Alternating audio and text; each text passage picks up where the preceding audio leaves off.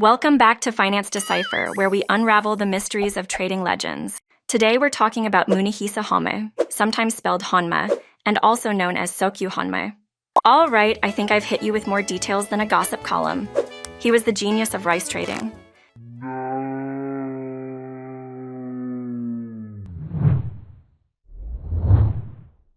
Ouch, that hurt. So let's get back to it. He was the genius of rice trading who basically invented financial fireworks with his candlestick charts.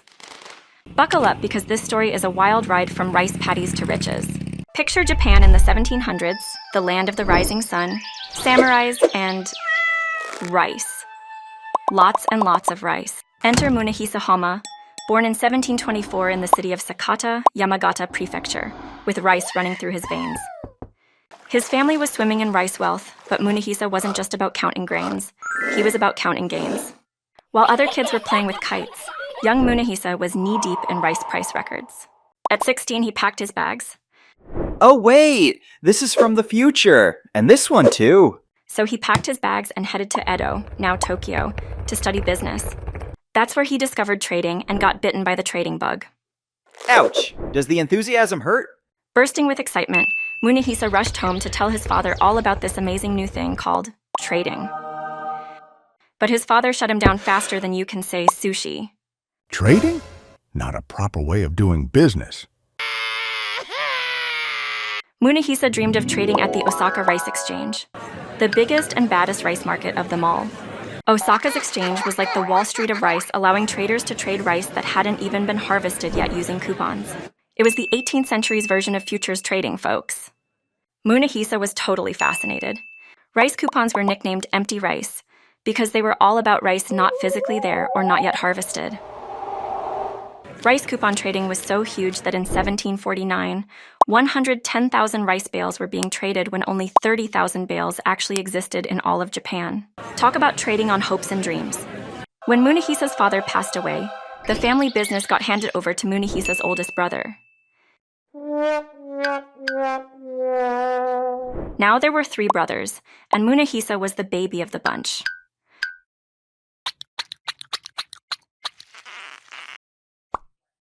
Not long after, the oldest brother decided it was time to retire and sent his son off for business training outside Sakata City. So guess who got to run the show temporarily? Yep, our boy Munehisa. Munehisa had to juggle running the business while his nephew was away. He was zipping back and forth from Sakata to Osaka like a rice trading yo-yo. Homma's business was in Sakata, but he needed the daily rice prices from Osaka to trade. Talk about a logistical nightmare.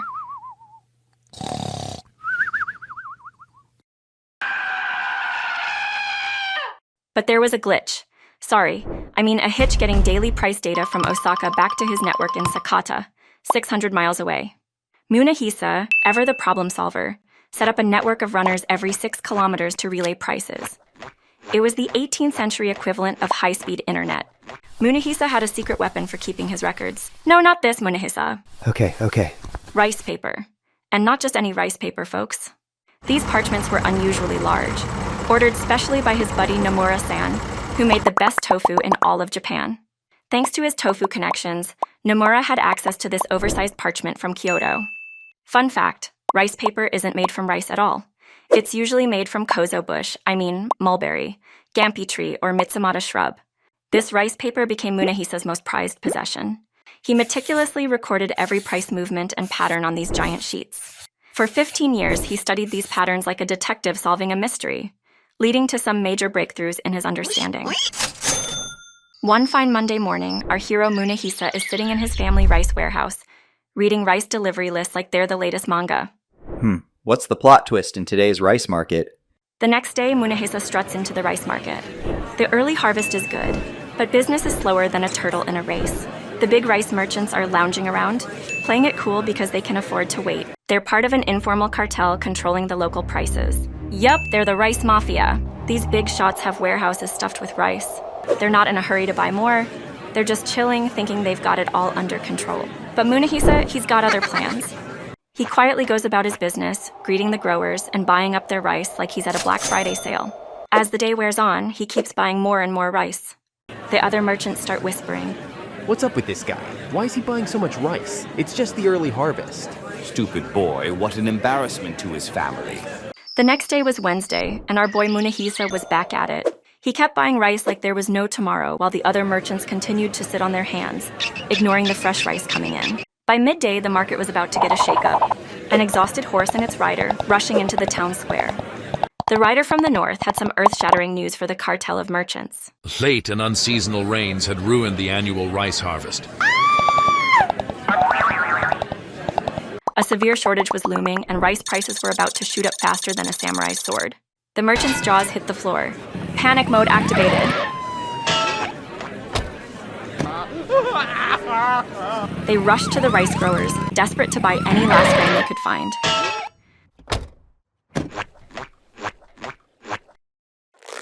Got any rice bales to sell? But it was too late. So sorry, all of my rice bales have been sold to Munehisa.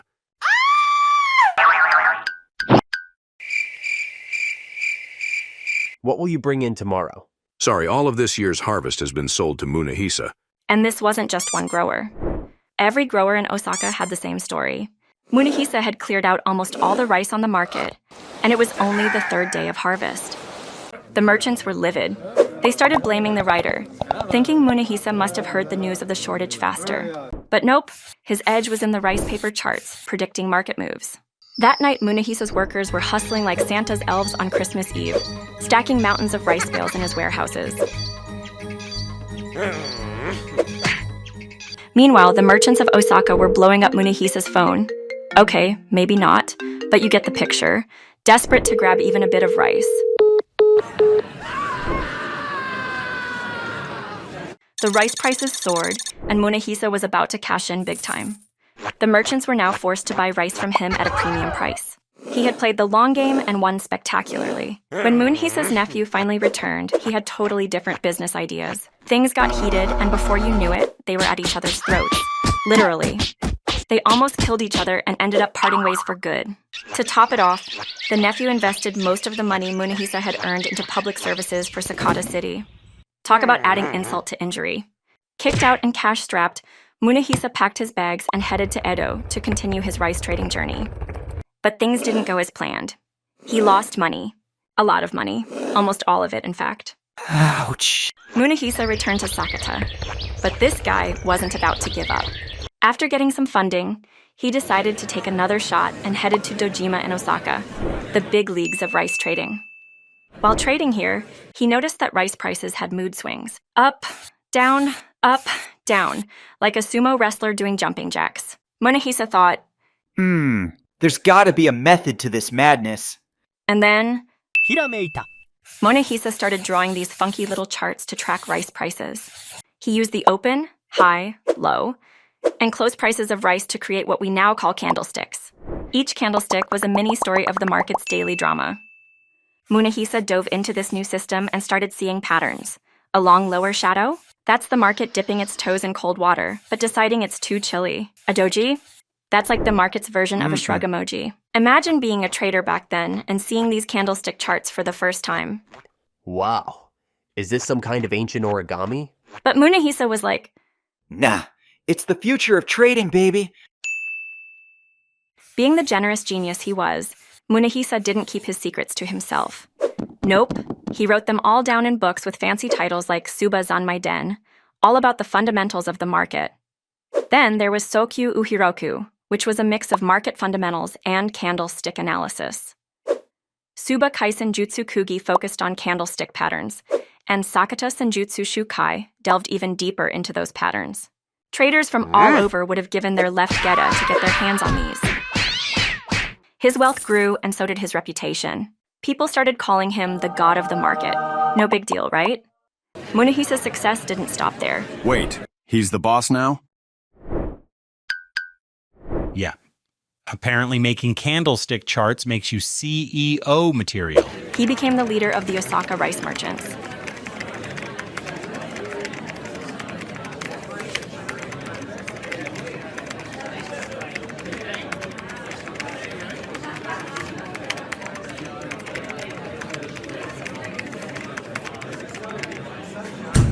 His reputation as a market genius spread across Japan, and he became a powerful financial advisor to the Japanese government. I have no idea what those candles mean, but he looks smart.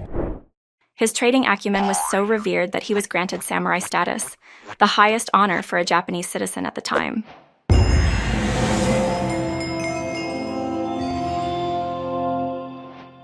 And guess what? You forgot this part. Classic. And how much did Munehisa make from his legendary trades?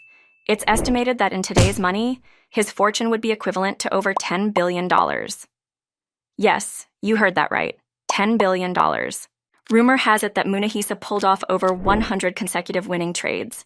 That's right, folks. He became so famous that people even started writing songs about him. Shiny Sakata, cloudy Dojima, rain of rice drops in Edo. And another catchy tune was, Cannot be Honma-sama, but at least want to be Tono-sama. now, in case you're wondering, Sama means sir or mister, used for someone really important like a professor. And Tono-sama, that's the king of the country. Fast forward to today, Munehisa Homma's candlestick charts are still the bread and butter of traders everywhere. Whether you're dealing with stocks, crypto, or even soybeans, especially you vegans, those candlesticks are your guiding light. Thanks to our rice trading hero. Imagine combining the genius of Einstein with the charisma of a samurai and the trading acumen of Warren Buffett. That was Munehisa Homma. That's all for today, folks. Don't forget to smash that like button, subscribe, and hit the bell icon so you never miss a legendary tale. Thanks for watching, and remember, trade smart, live well, and keep those candlesticks burning bright. Hey, why'd you blow out the candle? Oops, my bad. So you're still filming? Awkward. Ouch!